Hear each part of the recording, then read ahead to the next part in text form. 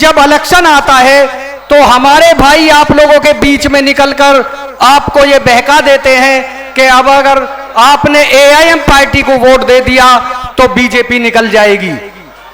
मैं आप लोगों से ये मालूम करना चाहता हूं कि आप लोग अपनी जीत देखना चाहते हैं या बीजेपी के हारने का ठेका आप लोगों ने ले लिया है।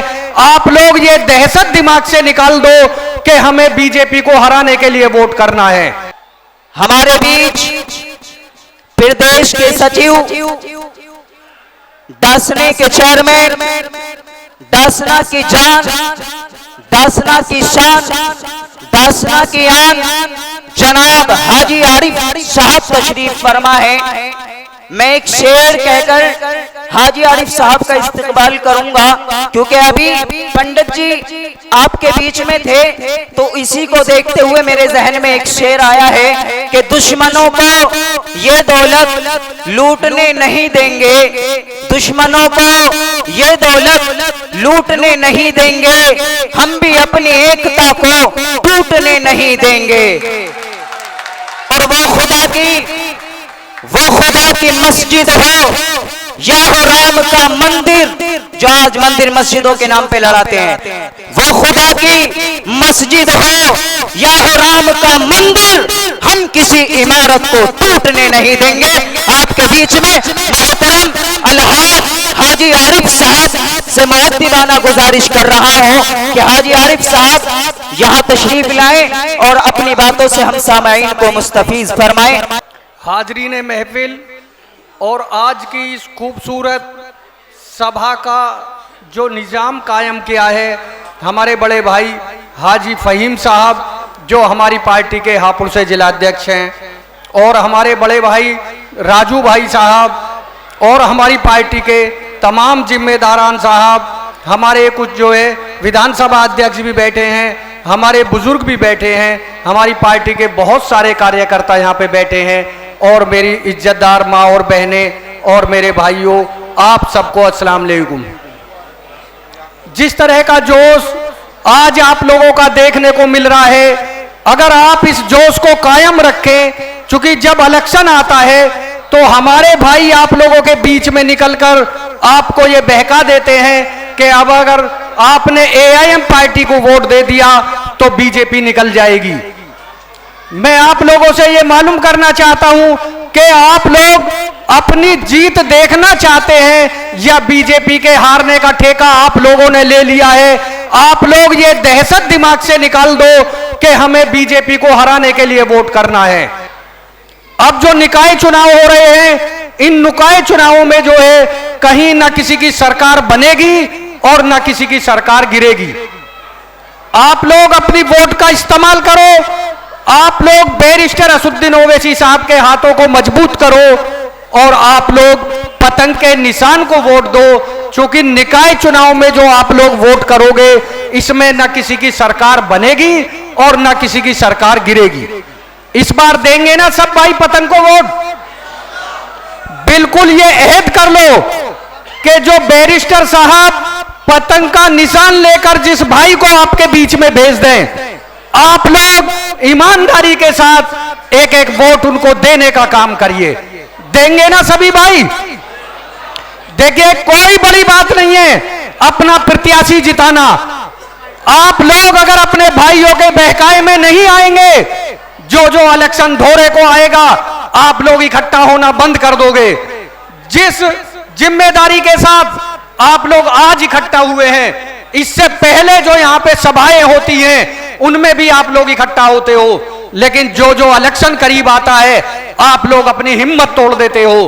पता नहीं आप लोगों को किसका फिक्र हो जाता है, आप लोग अपने घरों में बंद हो जाते हो और आप डर जाते हो कि बीजेपी जीत रही है। हमें किसी के जीतने और हारने से मतलब नहीं है, हमें अपनी पार्टी खड़ी करनी है, अपनी क़यादत खड़ी करनी है। अगर आप लोग अपने घर में मजबूत रहोगे, आपके घर में 4 बेटे हैं आपके, अगर वो चारों एक जगह रहेंगे तभी आपके पड़ोस के लोग आपके साथ आएंगे।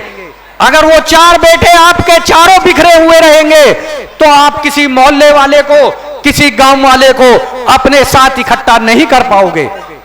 तो आप लोग ये इरादा करके जाइए आज से, यहां से कि बैरिस्टर असुद्दीन ओवैसी साहब जिसको भी पतंग का निशान देकर भेज दें, जिसको ऑल इंडिया मजलिस इत्तेहादुल मुस्लिमीन से वो टिकट दे दें, आप लोग ईमानदारी के साथ उसको जिताने का काम करिए।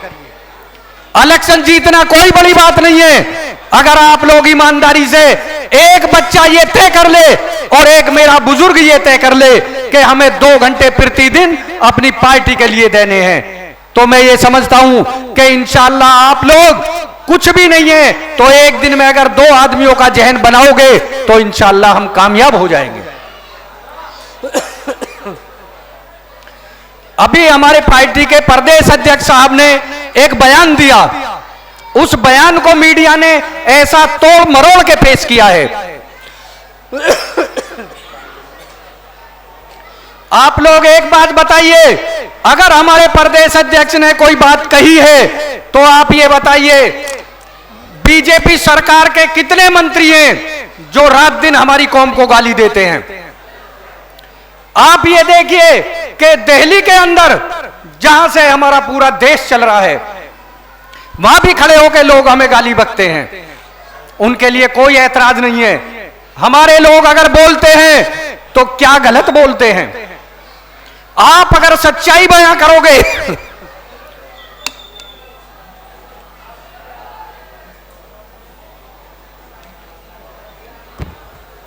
आप पर मुकदमे लिख दिए जाएंगे। मैं अपने प्रदेश अध्यक्ष की बात की तायीद करता हूं कि उन्होंने जो कहा है वो सही कहा है। आप लोग बताइए, क्या हमारे प्रदेश अध्यक्ष ने कुछ गलत कहा? क्या ये सच्चाई नहीं है? आज अगर सड़क पर आप लोग जा रहे हैं और किसी पुलिस वाले ने आपको रोक लिया, आपने अपना नाम जाकिर और हामिद बता दिया तो आपका चालान भी होना लाजमी है, आपके 2 डंडे लगने भी लाजमी है, आपके ऊपर कोई रियायत नहीं होगी।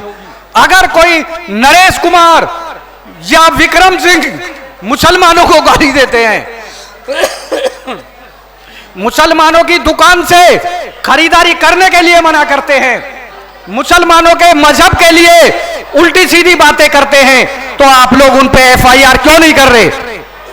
आप लोग संविधान की धज्जियां उड़ा रहे हैं। संविधान ने, हमारे हिंदुस्तान में जो संविधान बाबा साहब भीमराव अंबेडकर साहब ने लिखा है, उन्होंने हमें पूरी इजाजत दी है, चाहे हम किसी भी मजहब को माने, चाहे हम कोई भी पहनावा पहने, यहां तक है कि चाहे हम नंगा फिरें, यह हमारा हक है। तो इसलिए अगर मुसलमान कोई बात कहता है तो उसके ऊपर मुकदमा लिखा जाता है, दलित अगर कोई बात कहता है तो उस पर मुकदमा लिखा जाता है। और अगर ये लोग कहें बीजेपी का कोई विधायक गाली बके, बीजेपी का कोई मंत्री गाली बके, तो उसके ऊपर कोई मुकदमा नहीं लिखा जाएगा। तो ये सोचने का वक्त है। इन चीजों का मुकाबला आप जब कर सकते हो जब आप ऑल इंडिया मजलिस इत्तेहादुल मुस्लिमीन के प्रत्याशी को एकजुट होकर वोट दोगे, तो इंशाल्लाह हम लोग उसका मुकाबला करेंगे। मैं ज्यादा बातें ना करते हुए, चूंकि समय कम है, हमारी पार्टी के प्रदेश अध्यक्ष साहब आने वाले हैं, हमारे प्रवक्ता और भी हैं, तो मैं अपनी बात को खत्म करता हूं और आप लोगों से ये गुजारिश करता हूं कि आने वाले निकाय चुनाव में मजलिस के एक एक आदमी को वोट देने का काम करना, इंशाअल्लाह आपकी कामयाबी होगी। खुदा हाफिज।